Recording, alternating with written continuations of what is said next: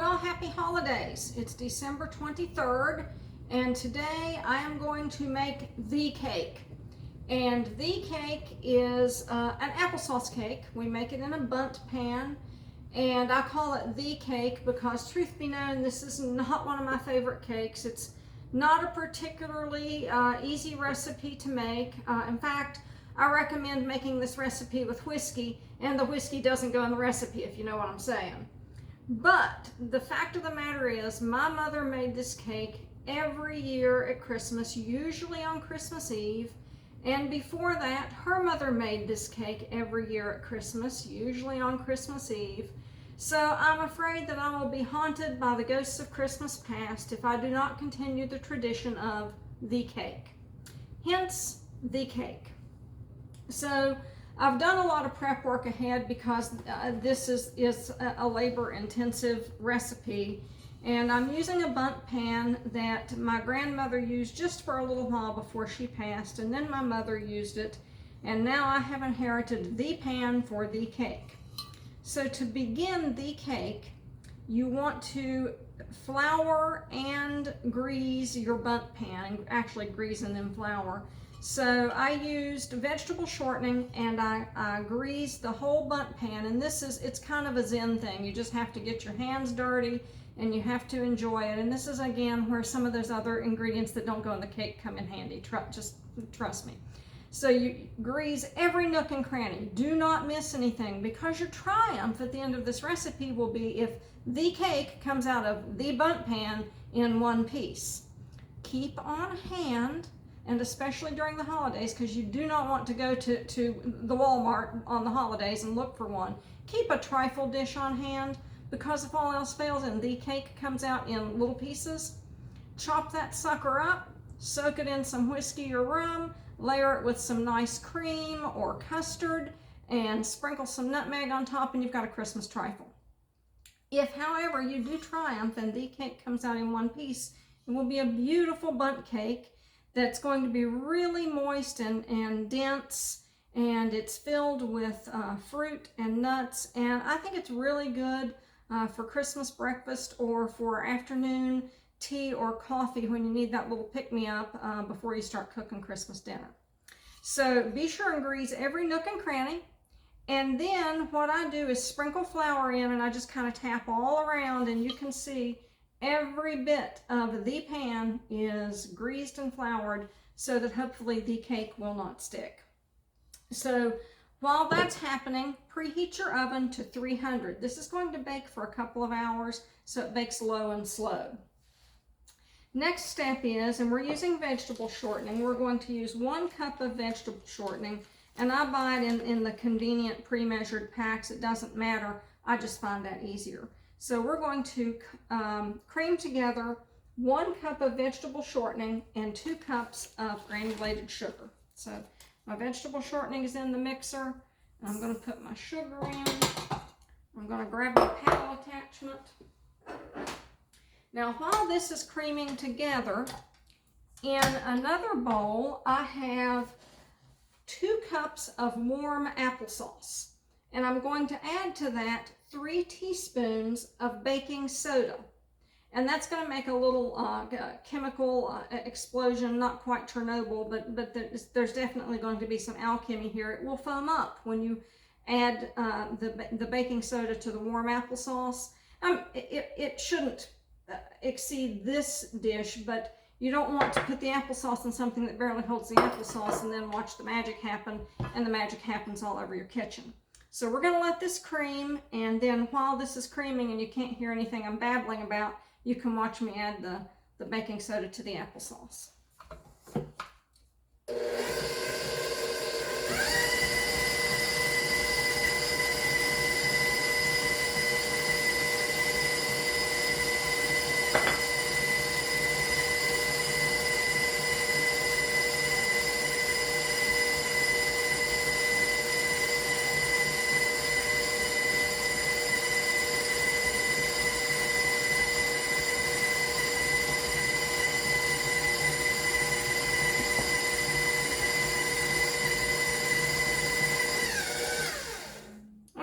I've got my vegetable shortening and sugar cream together, and as you can see, we had our little volcano-like reaction with the baking soda in the applesauce, and now I'm going to add this warm applesauce baking soda mixture to the sugar and the vegetable shortening that I've creamed.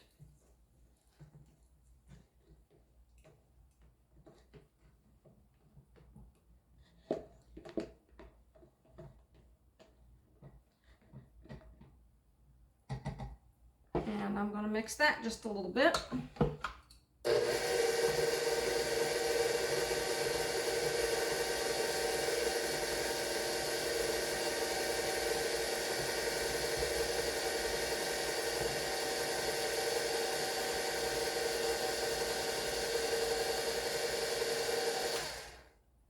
Here I have 4 cups of all-purpose flour, and I'm just going to slowly add this as the mixer runs to incorporate it with the vegetable shortening, the sugar, and the applesauce.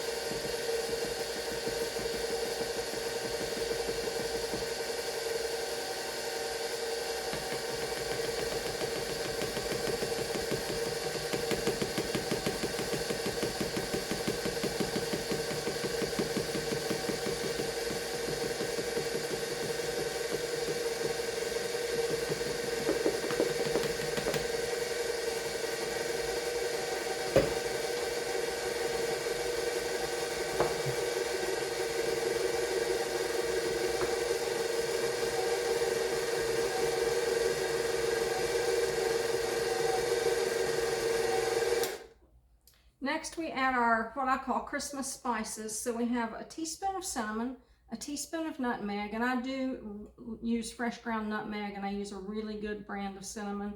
It doesn't really matter what brand, but just use good spices because your spices are the backbone of this cake, and it makes a difference. So a teaspoon of cinnamon, a teaspoon of nutmeg, and half a teaspoon of ground cloves.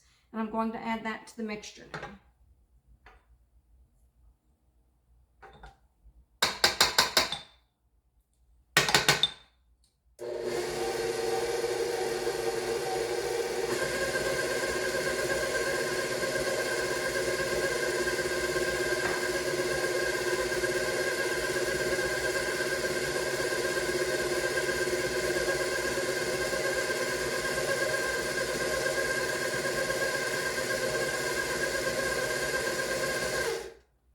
And if you could smell this, this is one thing I like about the cake.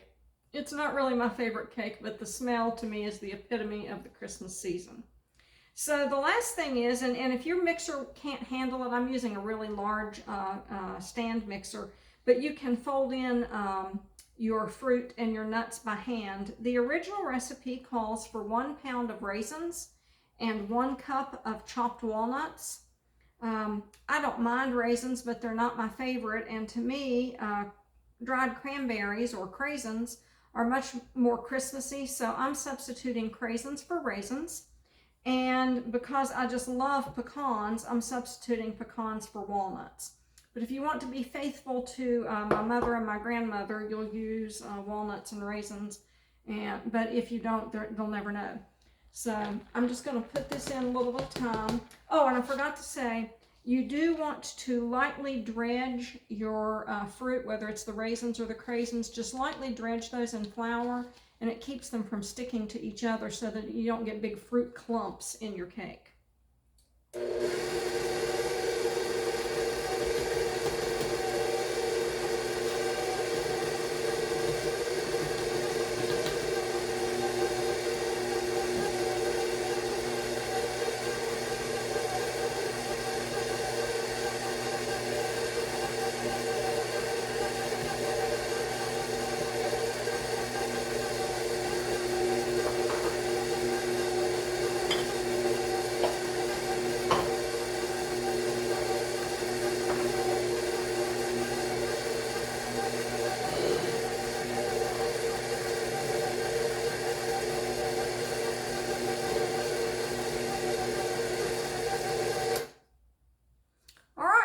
So we have our batter, and it is a heavy, stiff batter. And it looks something like this. And now we're going to empty the batter into the pan. and try to even it up as best we can without losing any of our craisins or our pecans. And I used lower sugar craisins because the recipe already has quite a bit of added sugar. And I've used those in years past and they work just fine. You do not have to toast your pecans ahead of time because this is going to cook for quite some time. So, and I buy pre-chopped pecans, and another little secret is I buy the applesauce in the, like the lunchbox portions, the little half-cup portions, and that way I don't even have to measure the applesauce. I just dump it in and heat it up in the microwave a little bit. So we're going to put this in the bundt pan, and you can see that is definitely a dense, thick dough. It's very pretty. And it smells delicious.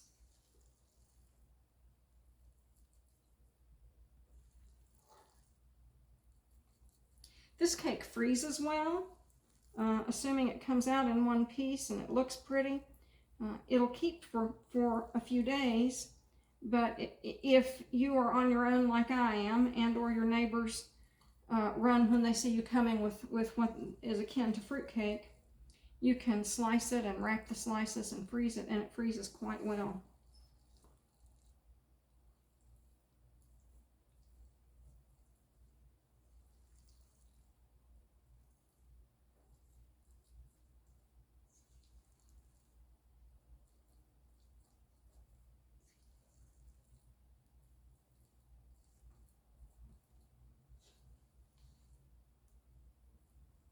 Now, once I get all this in the pan, we're going to put it in that 300-degree oven on a center rack, and we're going to bake this for 2 hours.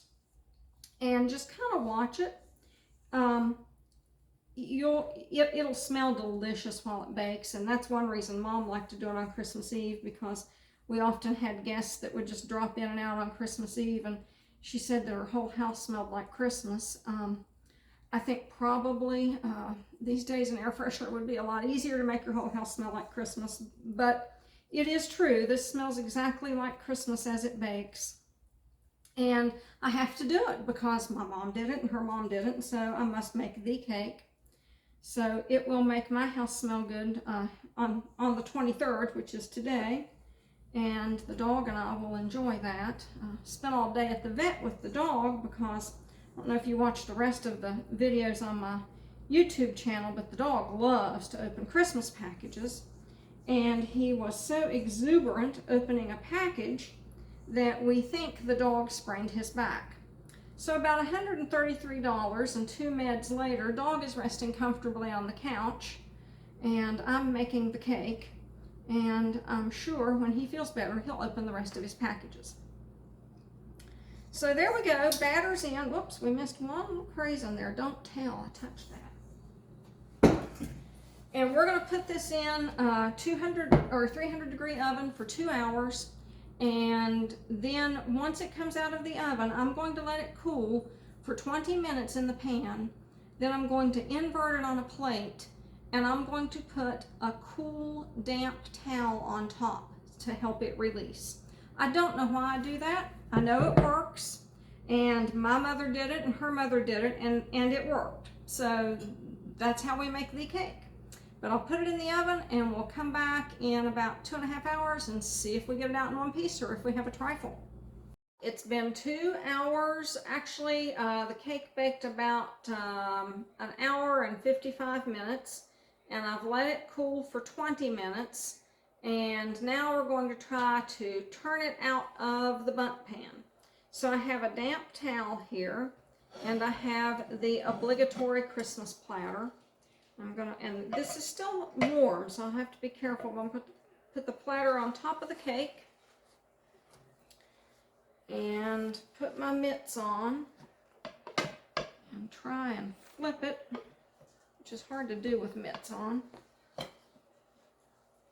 And then I'm just going to put this towel on it just for a second. And we're going to see if we have a cake. All Alrighty, there we go. A triumph. It won't be a trifle this year. This is the cake, and the house smells fabulous. And in fact, the dog has awakened and is drooling. So I'm guessing we're gonna, we're almost obligated to try a bite of it just to make sure it's good before I go to the barn tomorrow and maybe take some for the ladies there. But this is applesauce cake, and it's a tradition from my mother and my grandmother from southern Appalachia, and it was what we always did at Christmas. To me, it brings back lots of Christmas memories, and I hope if you try it, you will triumph and have a cake come out of the bundt pan just as easily, and I hope you'll enjoy it, and I hope you have a very, very happy holiday.